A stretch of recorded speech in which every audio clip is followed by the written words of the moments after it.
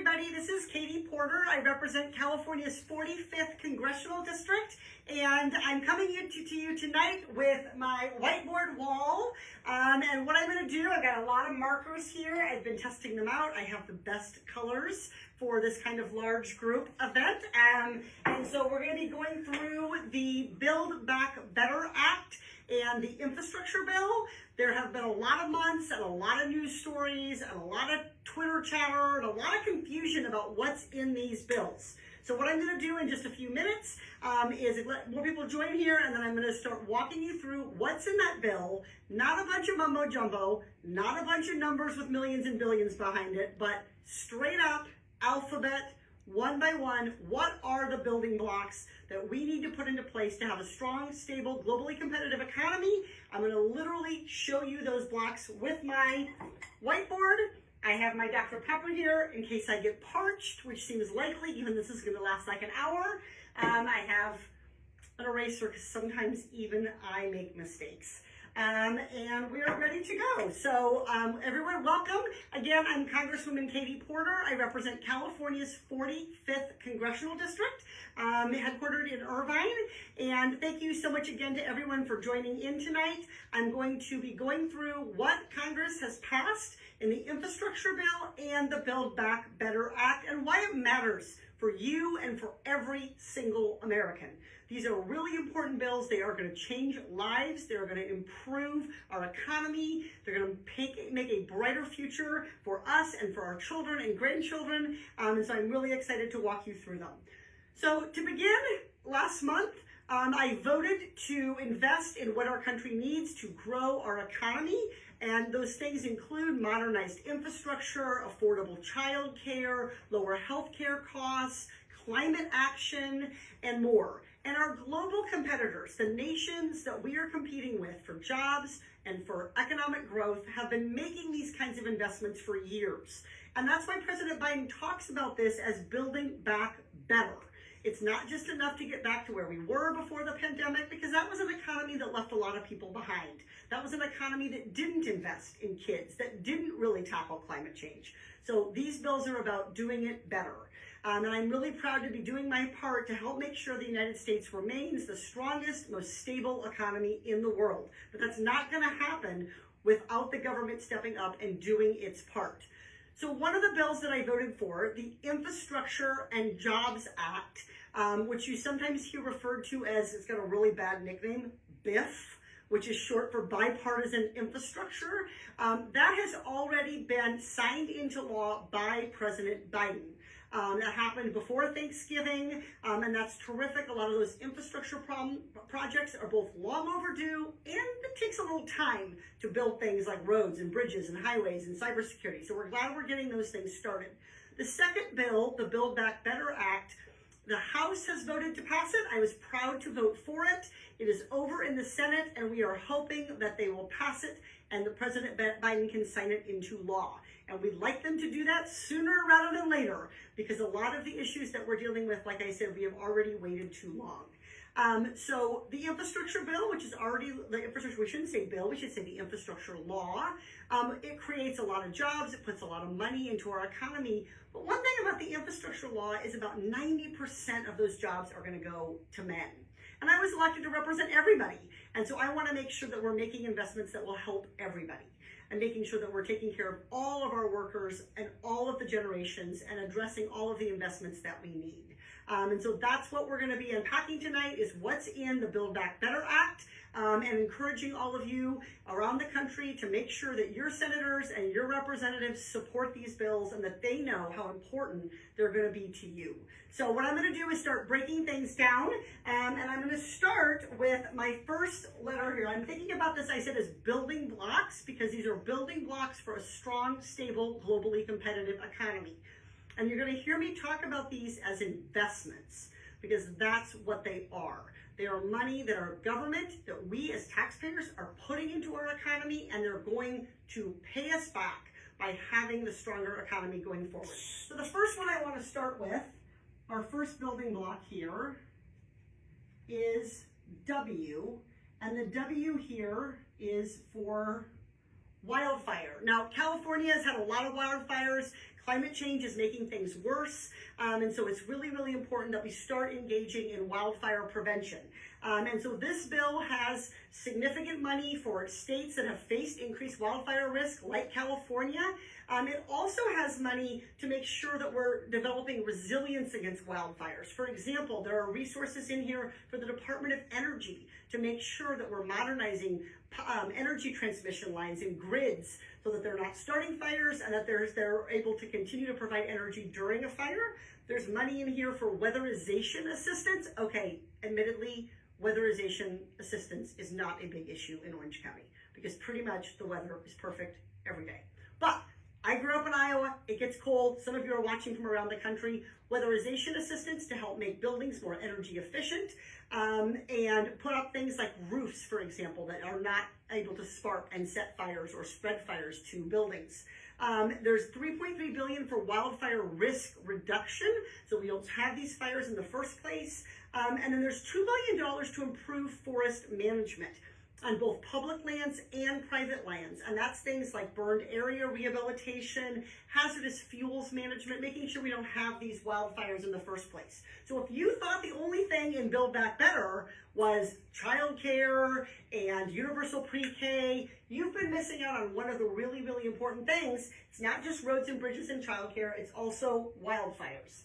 Now, we also not just want to prevent the wildfires. We want to take care of the people who step up and protect us when fires happen. So our next building block in the Build Back Better Act is F, and this stands for firefighters. And here, what we're focused on in particular is wildland firefighters, the federal workforce that helps us protect ourselves and fight these fires. It has money to help us hire and retain wildland firefighters, making sure that they get paid. They get a permanent increase in salary. You may remember President Biden talking about, we have firefighters out there risking their lives who are not even being paid $15 an hour.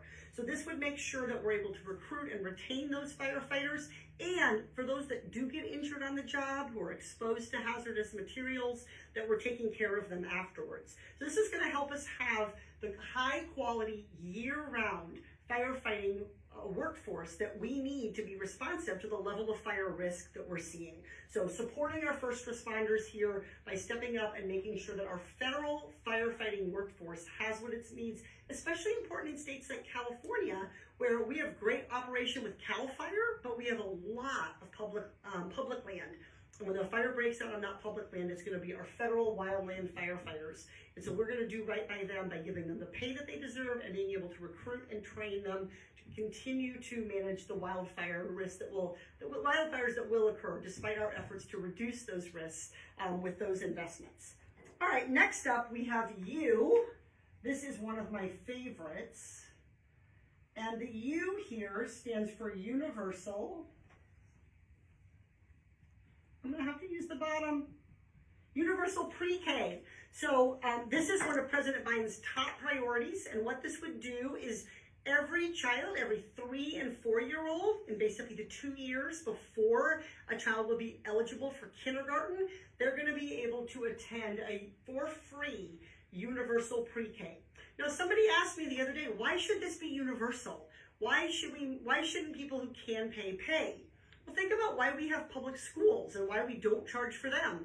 It's because education is an investment that we all benefit from by having a trained and talented workforce. And that early investment, what you do to help kids be ready with literacy and numeracy when they're 3 and 4, is hugely important. Every one of our competitor nations knows this. Countries like Korea and China and others make these investments in universal pre-K. This is about catching up to what they're doing. This is also, by the way, a major way that we can address and reduce educational inequality by making sure that kids are every child, regardless of their parents' income, is able to get that high quality pre-K. We're making sure that everybody's going to be able to achieve whatever they're capable of, performing better in middle school and elementary school, increasing the rate of going to college, and being able to pursue skilled, high-paying jobs going forward. So that's a long-term investment. It's going to be transformative. It's also going to be a major savings for families who are going to be able to get that free universal pre-K rather than having to pay for preschool while they work. All right, next letter up. This is another great one. We've got a G coming up, and the G is for grants. And in this case, specifically Pell Grants. Pell Grants are a form of government assistance. It's not a loan. It is straight up government assistance in being able to pay for higher education. And Pell Grants go to the lowest income Americans, the ones for whom there's no ability for them or their families to save or pay for college. This is, again, a major way that we're expanding educational opportunity and a major way that we're addressing the high costs of college. There are some other related things with regard to higher education access here. One of them is expanding federal financial aid so that our dreamers, our hardworking dreamers, we have so many of them here in the 45th Congressional District, are able to get financial aid and they're able to pursue their educations. There's also money in here to address the need to recruit and retain teachers. Teachers have had a really tough time with the pandemic, and we have an aging workforce, so we want to make sure that we're recruiting those teachers, and there's money in there to help fund education programs for teachers so that we're training that next generation of folks that we're going to need. The last part of this, which is I think particularly great here at 45th Congressional District, UC Irvine, right in our backyard, is both a Hispanic serving institution and an API serving institution. And there's some dedicated funding in here targeted to help historically Black colleges and universities, Hispanic serving institutions, minority serving institutions, making sure that they can continue to expand education to every single American. All right, this next one's a quick one, but it's a good one, and it's near and dear to my heart because it's about stopping corporate abuse of American workers. So we're going to draw a building block here, and this one is for L. And one of the things, this is in the infrastructure law, which has already taken effect, is labor violations. Right now, when big companies abuse their workers and they violate the unfair labor practices law, there is not the ability to punish them. And so what this would do is make sure that when an employer violates the unfair labor practice law, they would be subject to a penalty of up to $50,000 for each violation. I think a lot of you watching this know how much I care about oversight. I don't think the government should pass laws, put them on the books, tout them at press conferences, run around asking for your vote based on those laws, and then not enforce them in your lives. We have unfair labor practices to protect the workers because the workers are the ones who are actually truly themselves the building blocks of our economy. So if a big corporation is abusing their workers, they should be held to account, and it needs to be a stiff enough penalty to make sure that they won't keep doing it, they won't do it again. So this is, again, a labor violation enforcement in the infrastructure law that President Biden has already signed into existence. Now this one I've talked about so much that I actually am just going to say it all again because I've said it all before, but this is one of my very, very favorites. And this is a C, and the C stands for childcare. So let's go over what is in the Build Back Better Act with regard to childcare. The core piece of it here is helping families afford childcare. In other words, bringing down the cost, one of the biggest costs that families face, and one of the fastest growing costs. Childcare has grown very, very fast in terms of expenses over the last few years. My daughter went to preschool at the University of California, Irvine, and when Betsy went to preschool there, her preschool tuition, her child care at the University of California, Irvine, cost more than it would have been for her to have been an undergraduate, more than her tuition. And that's not just a California thing. Child care costs more than college tuition in about half of all states. So what we would do here is the federal government would work to increase both the supply of childcare, how many childcare openings there are, particularly hard if you've ever had a kid or known someone who has a kid. People put their names on the wait list years in advance, right away when they get pregnant, because it can take a long time to get an opening. So increase the supply of childcare, make it more affordable for families, and increase the pay for workers, making sure that childcare workers are getting a living wage.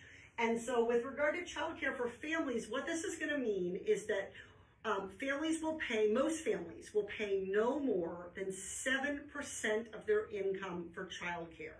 And here we're primarily talking about after-school care for older kids. Those 3-year-olds and below are going to be in this universal, 3 and 4-year-olds are going to be in universal preschool. So where a lot of this is about infant care or after-school care or summer care for kids. So the lowest income Americans won't pay anything. They'll have child care, they'll be able to go into the workforce and be able to, you're shaking the camera, don't shake the camera. I don't want everyone to think there's an earthquake here in California. They're writing down your questions so I can take them. So families wouldn't pay more than 7% of their income. Now, this is targeted to the most needy families. So once you get above about 250% of state median income, this program phases out. Personally, I think we ought to just have it be for everybody because people who earn more pay more with the 7%. And then I mentioned already making sure that childcare workers are being paid a living wage. Once we make childcare profitable and we make it profitable for workers to do this work, we let them do work and get money to put food on their tables, we'll see more childcare centers and more childcare spots. Okay, here comes the magic arm with a question. This says, will early childcare fail if all states don't take advantage of it, don't adopt it? And this was, of course, a problem with Obamacare, with the Medicaid expansion. So here's good news. We in Congress are actually learning from our mistakes. Not always, but sometimes. And I think we've learned from our mistake here. So what we've done here is we've said, states, to participate in this child care program, you have to let us know within the first 6 months or so if you want to participate, first year. If you don't, if a state, Texas, Florida, Wyoming, Utah, who knows, declines to participate in this child care program, then what happens is other organizations like cities and counties can step up and do so. And even in some cases, nonprofits, church or faith organizations, school districts could step up and do so. And so the goal here is to make sure that if a state, for some reason, doesn't want to address one of a family's biggest costs, doesn't want to have more workers be able to stay in the workforce, there's an opportunity, they have to make a decision to get involved or decline. And when they decline, it's not, those people in those states are not left behind. Instead, we'll see cities and counties and school districts and faith groups and others step up and become participants in the program. And so I think this is really, really important. I think we've learned that some states will not take advantage of these kinds of programs, even though it would help their economy. And so we've planned for that in this case, and we have a backup plan here, and we'll see some of those local organizations step up here if the states don't. Great question. Please keep sending in your questions. I'll stop as I go along. All right, up next, the building blocks of a strong, stable, globally competitive economy, the parts of the infrastructure bill. Emmy, I think I'll put this up here, the infrastructure bill. And let me see if I can spell infrastructure. I should say the infrastructure law and the Build Back Better bill. All right, we're going through what are the building blocks of this. The next one we have up is H. And H stands for, boy, these are really little building blocks. Okay, let me try again. Okay, I barely fit that in there. The H stands for home care. And this has been a really, really important part of the Build Back Better Act. Right now, we have seniors, people with disabilities, who want to age at place in home, but they need some care to do so. They need some assistance with some daily living tasks, and it's much cheaper for them to be able to age in place, and it also lets them age with dignity, lets them age with their family, or if a person with disabilities, lets them get the care that they need in their home. So what this would be is an expansion of $150 billion going to expand Medicaid home and community-based care. And what this would do is help get people off that years and years long wait list and be able to get more people the care that they need when they need it.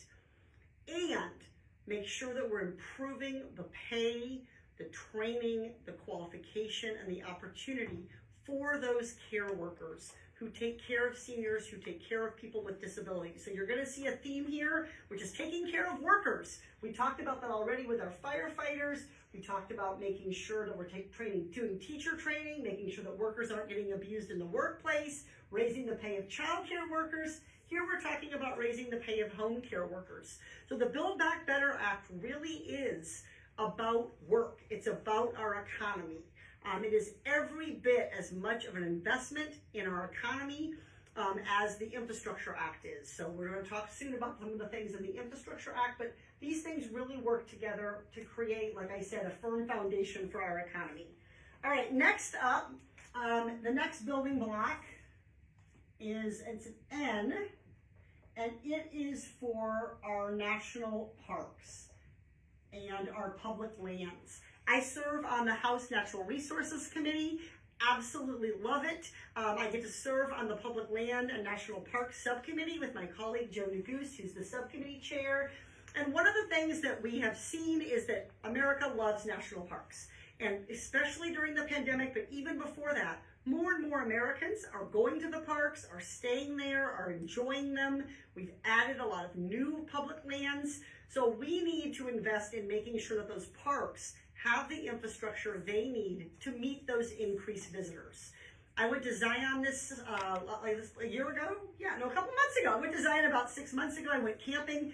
I met with the superintendent there, and one of the things he told me is that more and more people are coming to the park, and he needs assistance, he needs resources, he needs tools to help make sure that everybody can enjoy the national parks while protecting those lands, while making sure people have a peaceful experience. So there's about $900 million in there for what we call deferred maintenance, which is just stuff we should have done yesterday, and making sure that we're hiring additional rangers to help educate people about public lands and make sure they have a terrific experience there.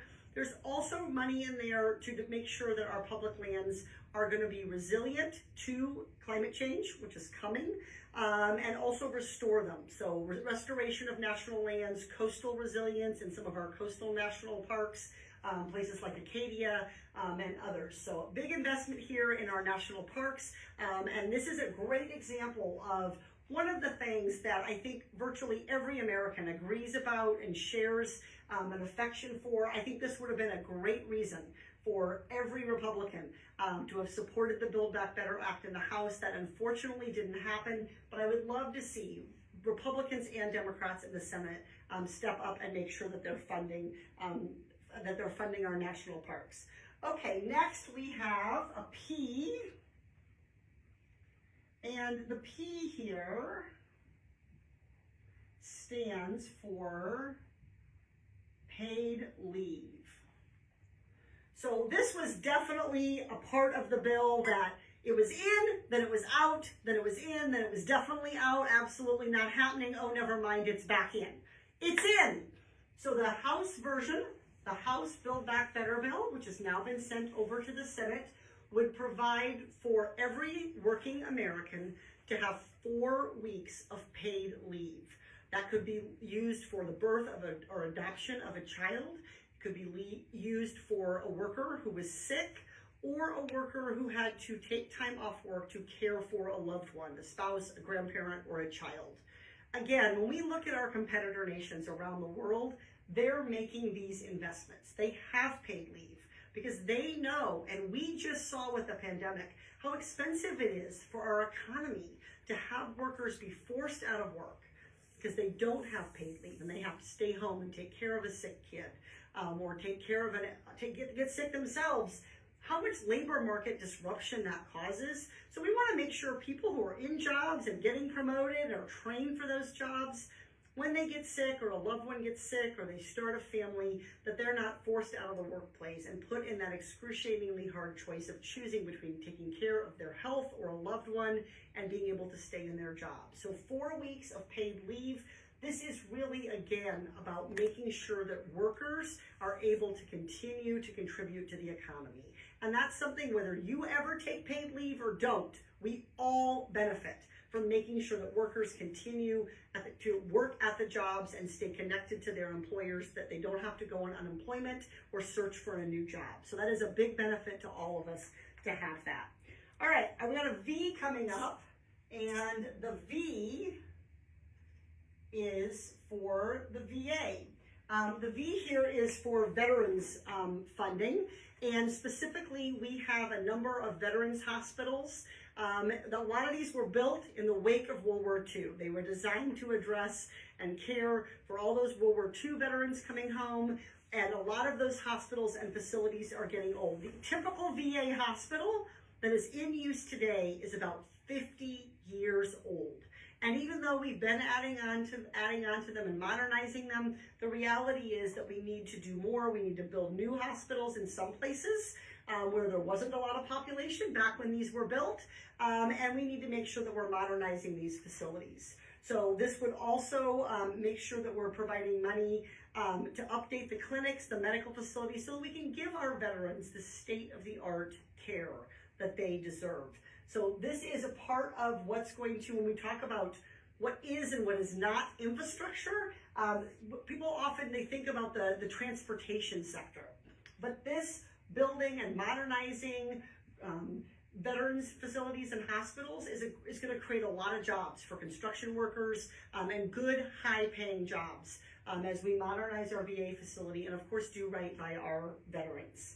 All right, this is a little known one. Most everybody that I've ever talked to, we'll see if anybody out here does, people do not know this is in the infrastructure bill, but it is, and it's really, really important. Now I'm going to cheat a little bit because I'm running out of letters. I know it doesn't seem like I'm running out of letters, but there's not a lot of stuff in the Build Back Better Act that starts with Q or Z. So I'm going to fudge a little bit because I've already used my C for childcare. So I'm going to draw a Y here. And what I'm going to talk about now is cyber security. Did you know that was part of the infrastructure bill? Most people didn't. But this is a hugely important area of investment. When I've received briefings in Congress from our military leaders, they talk about defending the United States on air, on land, at sea, in space, and by cyber, in cyber world. And they always say that is the area we're the most vulnerable. We're the most vulnerable to attack by our enemies, and that is something that is part of that role is what our military does with regard to cyber, but it's also making sure that our state and local and county and federal governments are able to defend against these attacks. So let me give you some examples. There is money to make sure that our local government have that capacity, that they're making those investments in cybersecurity. There's money specifically for cloud security. More and more things are up in the cloud. If we were to have a major disruption of the cloud, it could interrupt travel, banking, so many fundamental sectors. This is, by the way, also a huge job creator. Here in California and across the country, cybersecurity professionals make a good living. These are going to be jobs of the future. And so there's money in here to make sure that we're training that workforce and that we're opening up these jobs to people who need them. So some of this money is going through the Department of Homeland Security. Some of it's going through other agencies, including, for example, the Department of Energy, to secure our electrical grid against cyber attacks. So very significant investment here in cybersecurity. And when we say that this infrastructure bill was long overdue, when we say that it's historic, this is part of what we're talking about. Computers and technology have been with us for decades now, yet we haven't really made the right size investment in cybersecurity that we need to. All right, our next one up here is the letter A. And A here stands for affordable housing. Because I already used the H for that home care. So affordable housing.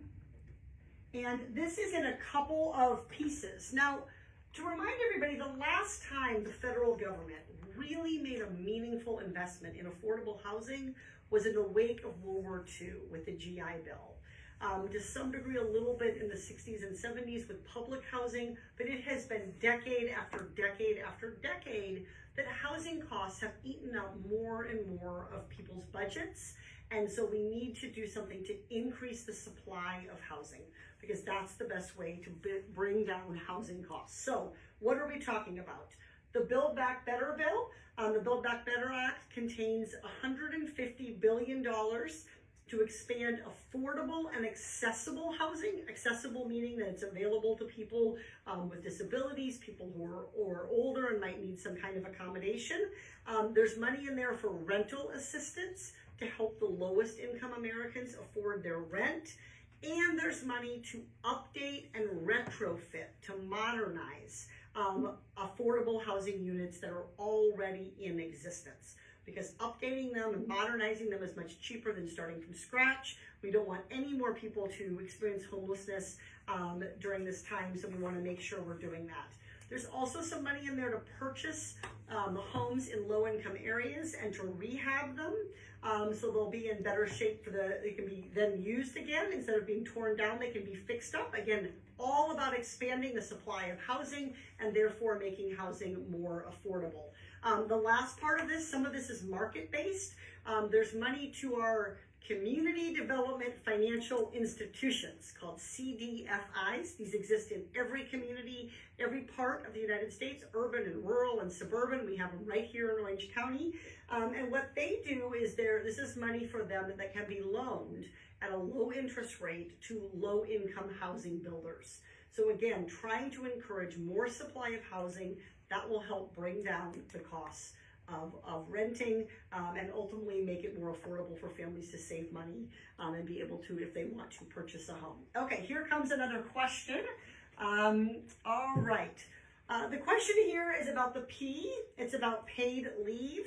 And the question is there a limit on paid leave? Is it a requirement for small businesses with few employees? So all workers would be covered by paid leave. The way this is funded, unlike some of our employment programs, which are funded by what you put in, the paid leave that's in the Build Back Better bill is funded by making sure that corporations, the largest, most profitable corporations, pay their fair share. And this way it makes sure that we can cover workers at small businesses without asking small businesses to take on a huge cost. And so I think this is the right way to think about this. It's how we think about some of our other programs, that we think about them as investments. Again, every worker that goes on paid leave and comes back to work 4 weeks later is a worker who's then contributing to the economy, who's able to put food on their table, who's paying their taxes. And so we're going to pay for this with taxes on the wealthiest corporations. But yes, it will apply to every worker, but we're not asking small businesses, especially our smallest businesses, to foot the bill here. We're asking the largest corporations in the country to pay their fair share of taxes to do this. All right, the B that we have coming up is for the B is for, this is the one everyone always remembers. The B is for bridges and for roads. And this is the most traditional kind of infrastructure. When we talk about infrastructure, I think a lot of us remember in the wake of the financial crisis in 2009 and 10, there was a sort of shovel-ready, the American Recovery and Rescue Act, those projects that you saw, widening highways, doing things like that. That's what this is focused on. A big chunk of it, the reason I chose B and not R, is that a lot of this is focused on bridges, and a lot of those bridges were built in the 1930s and the 1940s with the expansion of the Eisenhower interstate system in the 1950s. And so they badly need updating. And so this is going to help keep families safe as they travel. It's going to help goods move across our country and goods move that we make here for export. And so there's the $110 billion in there for roads and bridges and major projects like this. Now, there's a bunch of other stuff in the broad kind of transportation bucket. So I don't want my building blocks to go too tall, and I don't want to be here all night. So let me just give you a few others. There's money for airports. There is money for ports to make sure that we're investing in those ports, to make sure that ships, cargo ships that are bringing goods and taking goods are able to get there and get unloaded. There's money for transportation safety. There's money for public transit, encouraging Americans and making it possible for more Americans to take public transit if they prefer to. This is one of my favorites, there's money for clean school buses. Those school buses often idle in front of schools, sometimes half an hour, an hour. Those kids are standing around on our playgrounds, making sure that we're moving to electrify and have a green school bus fleet. And then there's money for electric vehicle charging. We're seeing more and more Americans purchase electric vehicles. That's helping us reduce emissions. But if we really want to make sure that electric vehicles are widespread, we have to make sure we have that charging network everywhere around the country. You can't just have a charging network here in California or in the Bay Area or in New York. We need those charging networks on our interstates, on our highway systems, and in rural America. So there's money in there to really build that network that connects every part of America with electric vehicles. So even though it's a B for bridges, there's roads, there's dams, there's airports, there's public transit, there's electric vehicle, there's school buses, there's a lot of stuff in there in that B. Okay, we have another question. All right, the question says, with the teacher shortage, how will we address that issue when universal pre-K kicks in? This is a terrific question, and one of the things that we're doing in universal pre-K, which I think is so important, is we're recognizing that the people who teach preschool are teachers, and they need to be trained and compensated like teachers.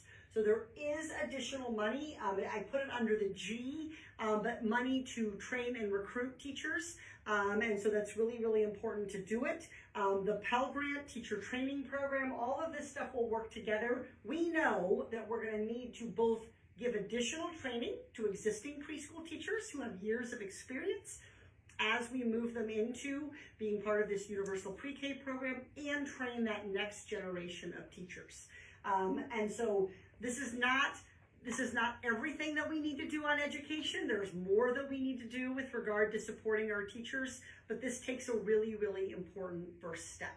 And so we have given a lot of thought in passing this universal pre-K to what is the pathway to making sure that we have the trained and talented workforce to deliver that universal pre-K, and how do we make sure that we pay them and respect them in the workforce. And that means making sure that we're building up the next generation of preschool teachers as well. All right, we're going to get to the S now, and the S here is going to stand for SALT. SALT stands for state and local taxes.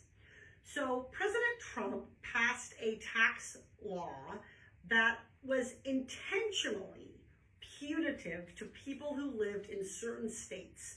And a lot of those were states, the president was very clear about this, it was states that didn't vote for him. States where there are state and local taxes, states like New York, New Jersey, California, Maryland, Illinois. And so what they did to fund what Trump did and the Republicans did to fund their tax giveaway to the richest Americans and to biggest corporations was make it so that families could only deduct $10,000 of state and local income tax. Now this includes, might sound like a lot, but state and local income tax includes not just your tax on your income, but it also includes your property tax on your home. And so what this did is say, even if you have, say you have $10,000 deducted from your paycheck by your state as state tax, and say you own your home and you pay about $5,000 in property tax. That means you owe $15,000 in state and local taxes. You don't have a choice whether to pay that. That money, you have to pay it, it's a tax. You don't have that money, it's taken out of your income. And what Trump said is, for as long as our country has had an income tax, you have been able to deduct that state and local income tax, in this case the $15,000, from your income, and you pay your federal income tax on what's left over after you've paid your state and local taxes. What the Trump tax law did is say you can only deduct $10,000 in state and local taxes. So even if you're paying $15,000 in state and local taxes, you essentially get taxed again on that additional $5,000. So how do we deal with this? What the bill does is raise the amount that you can deduct from $10,000 to $80,000. And it fixes that amount going forward into the future. Because when this $10,000 cap went into effect, it was a big shock. Some people were deducting $12,000 or $15,000 or $18,000 in state and local taxes, and all of a sudden they can only deduct 10. And it had a big effect on people's ability to afford a home as well. So what this does is raise the state and local tax deduction and fix it for the next 10 years at $80,000. This will achieve a couple of things. One of them is tax certainty. Like Trump came in and upset a principle of federal income taxation that we'd had for 80, 90 years. By changing this rule, this restores the old rule that you can deduct your state and local income taxes, in this case up to $80,000. So it deals with tax certainty. It also deals with tax fairness. No American should have to pay more federal tax just because of the state that they live in. So if you're earning the same income, you have the same circumstances and you're a worker in California or in New Jersey or in Illinois, as a worker who is in Texas or in Florida, your federal income tax shouldn't be different. It should be the same. So if you are losing and you're paying, you shouldn't lose out just because of the state that you live in. So if you are doing right and paying your state and local income tax, then you shouldn't be punished by the federal tax system for that. And by the way, we want states to collect state taxes because they also have a role in doing their part in creating the building blocks of our economy. They also have infrastructure and education and other investments to make. So this change to the SALT deduction does not add even 1 penny to the cost of the bill. And so by fixing the amount over that period, by creating that tax certainty, this doesn't add any dollars. So when we're thinking about how many dollars can we put toward Pell Grants, how many dollars can we put toward wildfire, we are not taking any dollars away from those things. Next up, I want to say is drug prices. And that is going to be the letter D.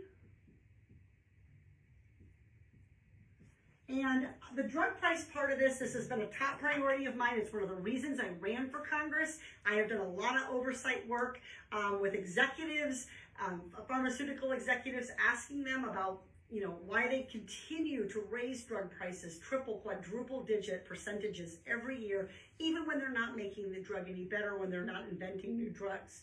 So what this would do is empower Medicare to negotiate drug prices. Frankly, it's outrageous that Congress ever prohibited Medicare from negotiating drug prices. Of course we should be able to negotiate them, otherwise the drug companies can just charge whatever they want.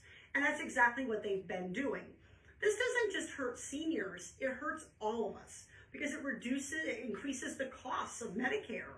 And that's something that affects all of us as we go forward and we age and we plan to be on Medicare ourselves. So this bill would allow Medicare to begin negotiating drug prices. The Secretary of Health and Human Services would start with the most expensive drugs and begin negotiating drug prices.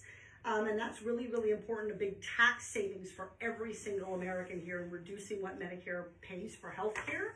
And it would also create an out-of-pocket spending cap. Right now we have seniors who fall into the so-called donut hole, which is a way that we deal with prescription drugs with Medicare. As you're covered, then you're not covered, that's the donut hole, then you're covered again. And so what this would do is impose an annual cap, an annual maximum of $2,000 for out-of-pocket spending by our seniors on prescription drugs. And importantly, included in this and applicable to everyone would be a $35 price limit out-of-pocket cost for insulin. Insulin is one of the drugs that we have seen the fastest increases in, and I've had roundtables here in my office talking with people and doctors, providers who treat people who are living with diabetes, and that insulin prices, sometimes we're seeing insulin be as high as $600, $700, $800 a vial. So this would create a price $35 out-of-pocket copay for insulin. And then the last part of this is an inflation rebate. What this would say to drug companies is if you engage in price gouging, if you raise the price of that drug year after year, long after it was invented, faster than the price of inflation, and you charge the government more than you should, then you have to give that money back. You have to give it back in the form of a rebate. And so this would again help us recover money, make our healthcare system for our seniors more affordable, and help people make ends meet by reducing the cost of prescription drugs. Okay, we have another question.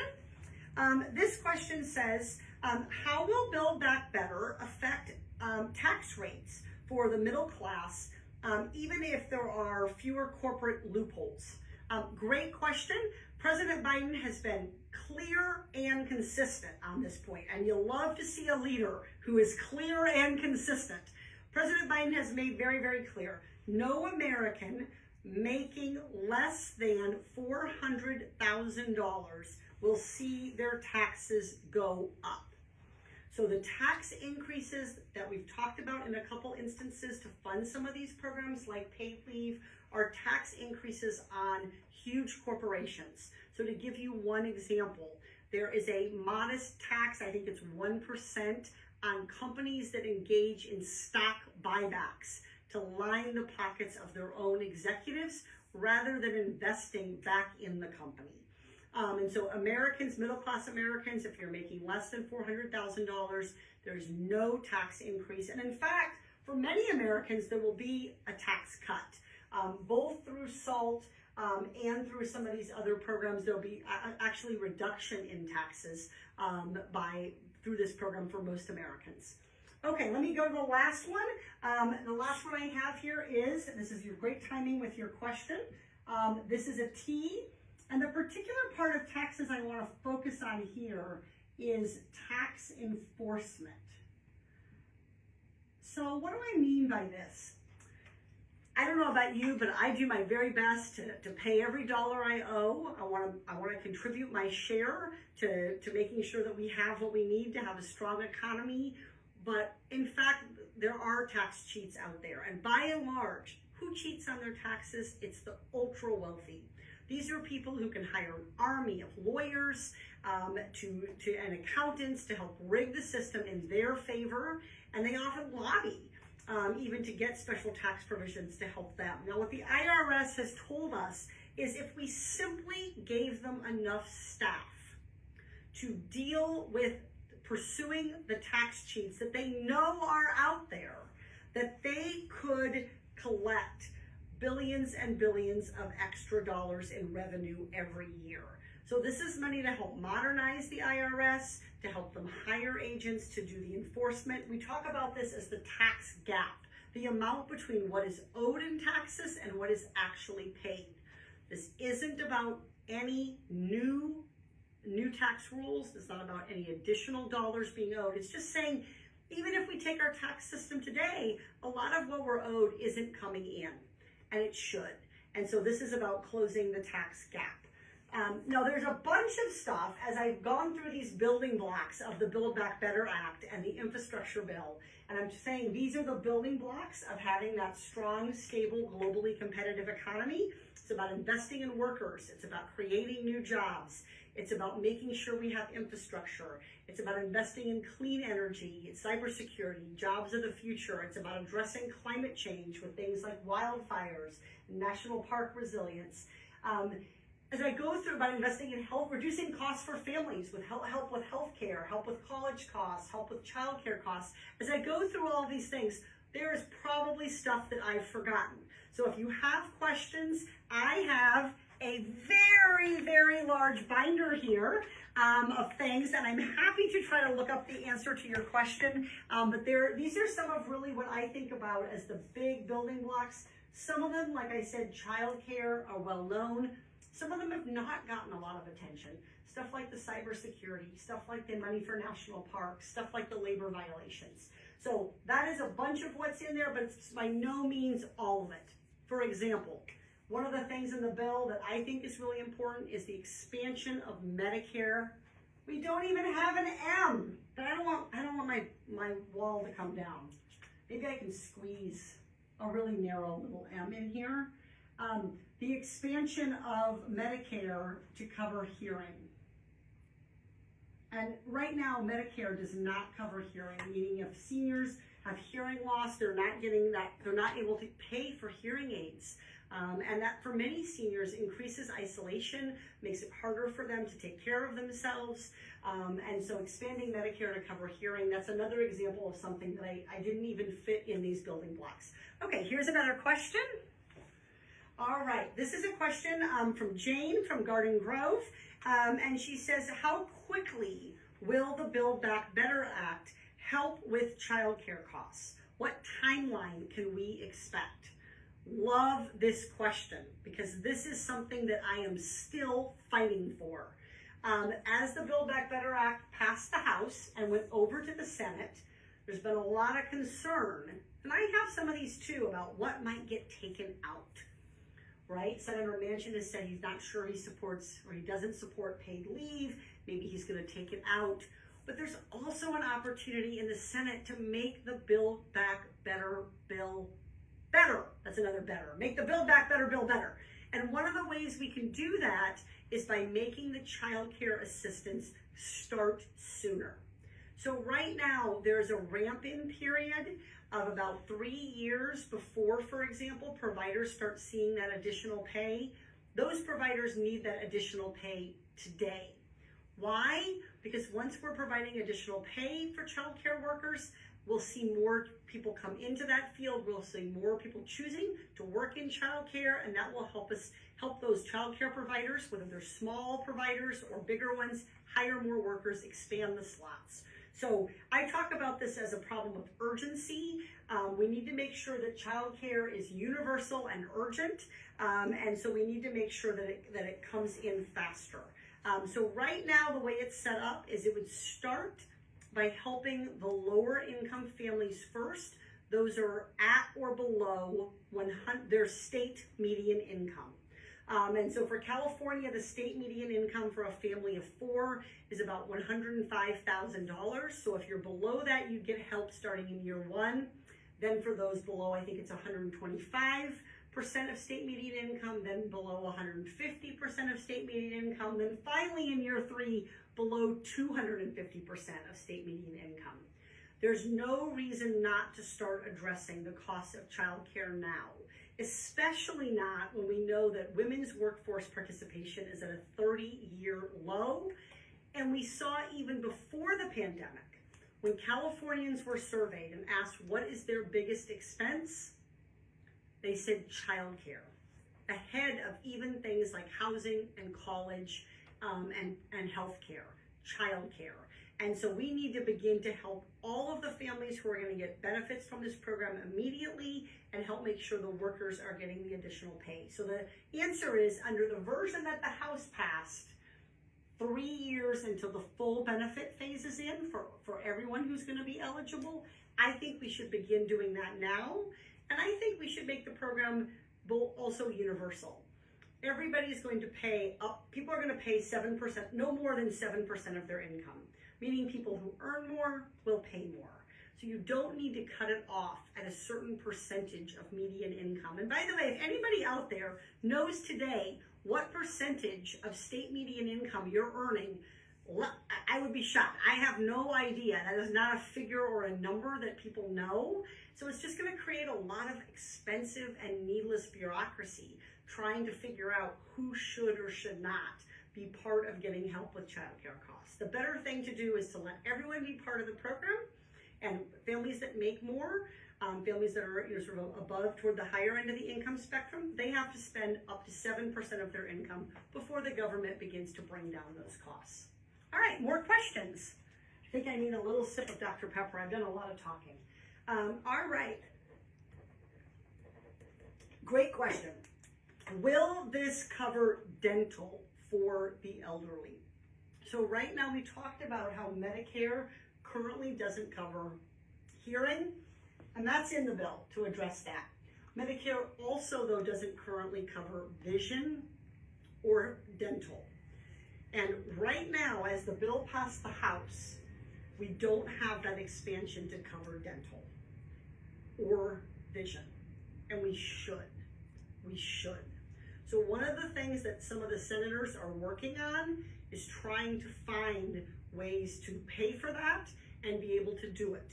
Hearings in, vision, I hope we can get in. It doesn't cost that much. Dental costs a little more, but there are still a lot of ways to pay for that vision and pay for that dental so that our seniors can really get comprehensive health care from Medicare. And so not yet, but I hope that it happens.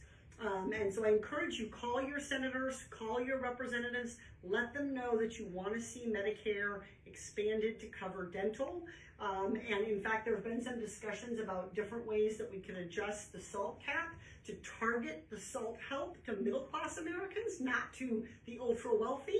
And that could actually, addressing SALT could actually generate revenue that we could put toward paying for the expansion of dental or the expansion of Medicare to cover vision. And that's certainly something that I would support. All right, more questions. They are just rolling in. Okay, this is a question from Carolyn from Anaheim. She is a full-time ER nurse. Thank you for your work, Carolyn. And she's also a part-time caregiver for her father. And Carolyn says, are there provisions relating to home care workers, particularly those taking care of seniors? And so the answer is yes.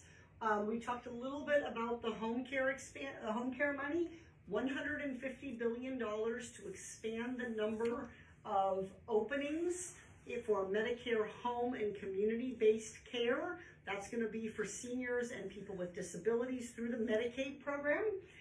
There's also $20 billion in the Build Back Better Act for training to help workers who do caregiving, to help make sure that they earn a living wage, to make sure that we address the shortage of home care workers, and to make sure that we are making sure that people who need to hire home care are able to get it. So what we see right now is people like you, Carolyn, very busy, working very hard to care for us when we're in the ER, people who have a full-time job, and if they could hire a little bit of help with a elderly family member who needs home care, or for a relative or friend with a person with a disability, they would, but they simply can't find a care worker or they can't afford that care. So yes, there is help in Build Back Better Act for that.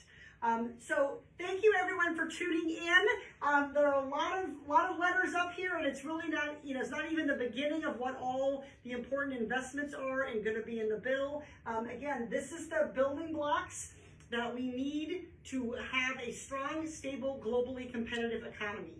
Many of our competitor nations have long been making investments in green energy, in cybersecurity, in universal pre-K, in reducing the price of drugs, in making sure that they have tax fairness. This is about modernizing our economy so that it will be strong and stable for years to come. And that is something that benefits every single American. So as you look at these building blocks, you look at this sort of pyramid of blocks that I've drawn on the whiteboard, you might say, well, I don't have any kids, so I'm not going to benefit from universal preschool, or I already went to college and I paid off my loan, so I'm not going to benefit from a Pell Grant. Let me be clear. Every single American, young, old, white, brown, black, urban, rural, suburban, Democrat, Republican, independent, every one of us benefits from a strong and stable economy. And that is what every single one of these building blocks is about.